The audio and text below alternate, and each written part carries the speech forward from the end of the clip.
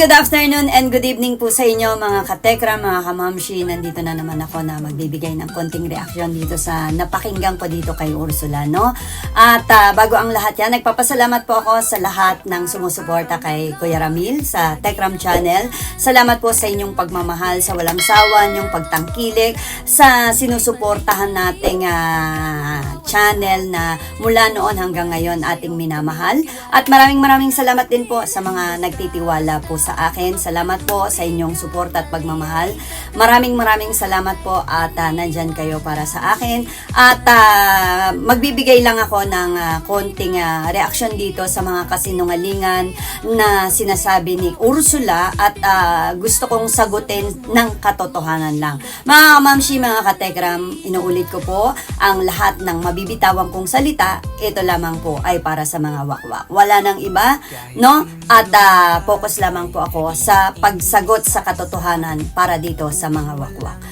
Pakinggan natin mga kamamshi. Gusto kong isa-isahin sa inyo yung mga sinasabing kasinungalingan ni Daisy. Hindi naman tayo papayag na patuloy niyang dikdikin si Kuya Ramil sa lahat ng kasinungalingan niya dahil syempre nandito tayo na sumusuporta at alam yung lahat ng nangyayari sa Tekram, no? Dahil etong mga pinabubulaanan ni mga sinasabi ni Daisy iba na, no? Gumagawa na ng mga kwento-kwento, no?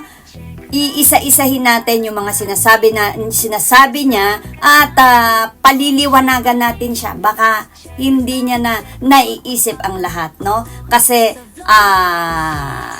alam naman natin na gumagawa din sila ng kung ano-anong kasinungalingan, no? Pakinggan natin mga kamamshi yung mga sinasabi niya. Paparinig ko po sa inyo, no? Diba, inayawan mo kami ng mga OFW, diba? Sinabi mo yan kay Ninong Stephen Montialto na bakit siya makikijoin sa mga OFW, low life lang kami. Wow, grabe. Merong post eto si Stephanie, alam ko, no, na sinisiraan niya nga si Tatay Tekram na nagsalita daw tungkol sa mga OFW. Hello, kayo puro kuda ng kuda. Meron kaming mga resibo dyan.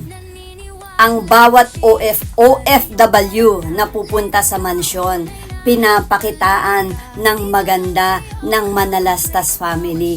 Buong puso nilang tinatanggap at pinapatulog pa doon. Hello, ano yan? Ha?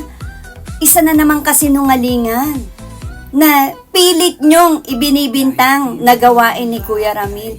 Sana, no, dapat nakarinig na kayo ng mga hindi magagandang salita mula sa OFW na ginanong kami ni Ramil, na pinakitaan kami ni Ramil, na pinagsabihan kami ni Ramil. Wala. Kayo, puro kuda, no? Kaya isang pagsisinungaling yan na ginagawa nyo, na sinasabi, naniwala ka, ikaw Ursula, naniwala ka kasi agad kay Stephanie, nuknukan ng sinungaling yan at punong-puno din yan ng inggit kay Kuya Ramil, kaya lahat, pare-pareho kayo, magsama-sama, gagawin ng lahat, no? Para, ayan, pagsinungalingan or sirain ang katauhan ni Tatay Tekram. Ganyan kayo no? Ano pa to? Yan yung proof na walang sinasabi na hindi maganda si Kuya Ramil sa mga OFW. Ha? Tandaan mo yan. Ngayon, sasabihin mo yan. Bakit?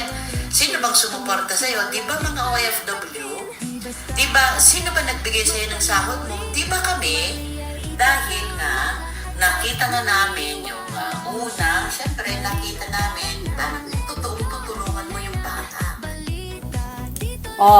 Tignan nyo, kinikredit niya na sila daw ang nagpasahod kay Kuya Ramil. Hello, Ursula, gising ka ba? Binabangungot ka ba? Ha? Hindi lang kayo ang grupo na sumuporta sa Tekram Channel. Maraming grupo yan. Ha? Grabe ka naman, Ursula. Ano yan? Ha? Jollibee lang? Bida-bida? Gusto mo ikaw ang bida lagi? Hello? Ha? Bakit mo kinikredit sa inyo? Kayo ang nagpasahod. Hello? Ang kapal naman ng mukha mo para sabihin mo yan. Marami tayong grupo na sumusuporta noon, no? At minahal natin tong channel na to, no? Kaya nga lang, nainggit ka, no? Dahil sa mga sponsor na sangkaterbat, sangkatutak na nagpapadala ng mga blessing. Kaya ayan ang nangyari, no? Gumawa ka ng aksyon. At alam ko naman, nagmamayabang ka dahil ang isa sa mga grupo mo na nagbigay ng malaking sponsor, yung sa grupo mo. Pero nilamong ka ng kayabangan mo. Akala mo, lahat din ang nagbigay sa inyo at nag-sponsor sa iyo ay sasama. Oh, nawawmali ka. Ngayon, puro kayo announce. Ha? Di ba? Tandaan mo, Ursula, sa'yo nang galing lahat ng kaguluhang ito dahil sa inggit mo kay Tatay Tekram. Kung ano-anong paninira ang ginawa mo sa Tekram supporters, nilason mo ang mga isipan niya ng mga yan. 'Di ba? Wala namang gulo dati. Ang gulo lang alam ko yung nagmamahal kay Dave at nagmamahal kay Luis. Yun lang. Pero ikaw ang gumawa ng kaguluhan para idikdik, para sirain si Tatay Tekram. No? Nakakatulog ka pa ba? Ha? Nakakatulog ka pa ba? Lahat na lang gusto mo i-credit sa'yo at ikaw ang bida. Hello? Sino ka ba? Ha? Tandaan mo, nagtulong-tulong para tumaas ang revenue ni Kuya Ramil, nagtulong-tulong para makatulong din siya sa mga nangangailangan. Galing mo naman magkwento-kwento ng iba-iba? Ha? Grabe ka naman, mag-credit sa sarili mo lagi. Ikaw na si Jollibee. Bida-bida. Ha? Bida-bida. Kaya ang ginawa naman namin para magkaroon ka pa ng maraming kasi lagi mong sinasabi, pagbubutihin mo pa yung pagmimisyon mo, kaya siyempre kami din naman, gusto ka namin tulungan kasi hindi ka makakapag-mission kung wala kang sasaburin. Diba? Galing mo naman. Ikaw na ang sumuporta, no? Tandaan mo, ilan lang kayo sa grupo nyo. At maraming supporters ang Tekram mula kung saang-saang abroad naroon sumusuporta, hindi lamang ang grupo mo. Kaya wag mong i-credit sa'yo lahat, Ursula. Maghunos dili ka sa lahat ng mga pinagsasabi mo. Hello? Wala ka nang magawa, kundi puro kasiraan na lang ang sasabihin mo dyan sa live mo. Dahil, ayan, hanggang ngayon, sinasabi mo hindi makamove on si Kuya Ramil. Ikaw ang hindi makamove on, sa totoo lang. Tignan mo nga, lagi mong pinapansin ang revenue. Lagi mong pinapansin ang mga views ni Kuya Ramil. Bakit hindi kaya pagtuunan mo yung views mo? Yung revenue mo? Lagi mong sinisita. Ano naman? Tignan mo nga yung revenue mo, tignan mo nga yung views mo. Diba? Iba yung sinasabi mo sa ginagawa mo. Subukan mo i-vlog yung sarili mo. Huwag mong pakialaman si Tekram. Deal! Huwag mo siyang banggitin sa live mo. Huwag mo siyang siraan sa live mo. Ewan ko lang kung may manonood sa'yo. Dahil alam ko naman, yung mga supporters mo, puro paninira din ang gusto kay Tekram. Diba? Kayo-kayo lang din. Nagbobulahan, naglolokohan sa mga kasinungalingan nyo. Diba? Huwag kang ganyan, Ursula. Tandaan mo. Ha? Yang mga pinagagawa mo, hindi ka magwawagi dyan. Hindi. Kaya nga sinuportahan ka namin, sinuportahan namin ang channel mo para kumita ka ng malaki. Kaso, nung kumita ka ng malaki, nakalimutan mo na kami. O, diba? Masaya. Ayun naman pala gusto lang naman pala ng acknowledgement tong babaeng ito no? Pasikat talaga. Ngayon, lumabas din ang nais niya nang galing sa kanyang bibig. Nakalimutan, hello. Hindi nakakalimut yan si Kuya Ramil. No? Gusto mo ba lagi kang pasalamatan sa vlog? Gusto mo ba lagi kang pasalamatan sa live? Yun ba yung gusto mo, Ursula? Wow! Parang pareho rin kayo ni Stephanie. Yan din ang gusto niya. Yun lagi silang papasalamatan. O, di ba? Lumalabas kung ano talaga ang gusto nyo. No? Yan ang katotohanan na kayo ang gusto talagang manira sa katauhan ni Tatay Tekram. Wala nang iba pa. Pag may inaabot, pero pag wala, hindi mo nakilala. Di ba? Si Ninong Stephen Reeves Montiel, ito nga, kauna-unahang tao na talagang in-encourage ka. Di ba? Pinilit ka niya para i-open account si Kuya Phil.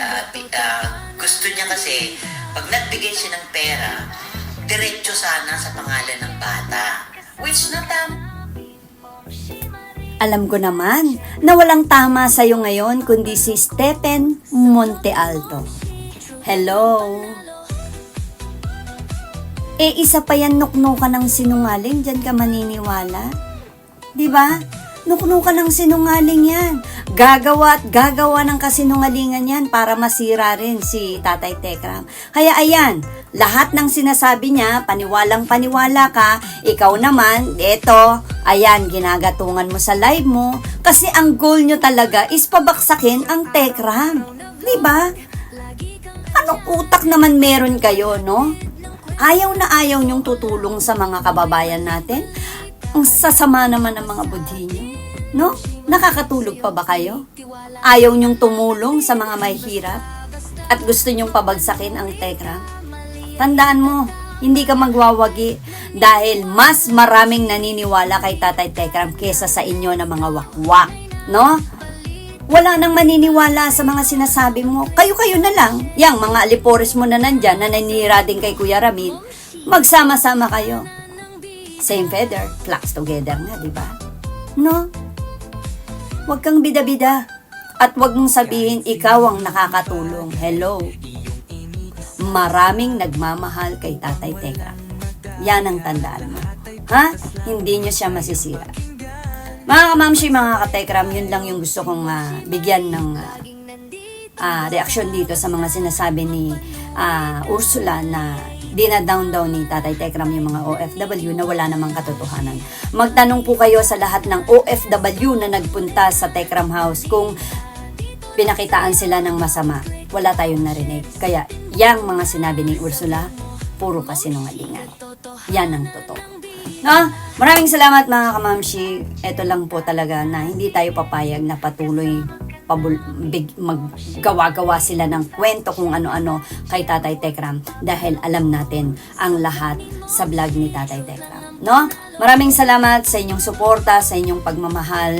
No? Patuloy lamang suportahan natin yung misyon ni Tatay Tekram, no, na tumulong sa mga kababayan natin na nangangailangan. At alam ko naman na kahit hindi po kayo magkaloob, no, ng mga salapi, yung panonood nyo lang, yung pagsuporta nyo lang, malaking tulong na po yun para sa channel ni Tatay Tekram.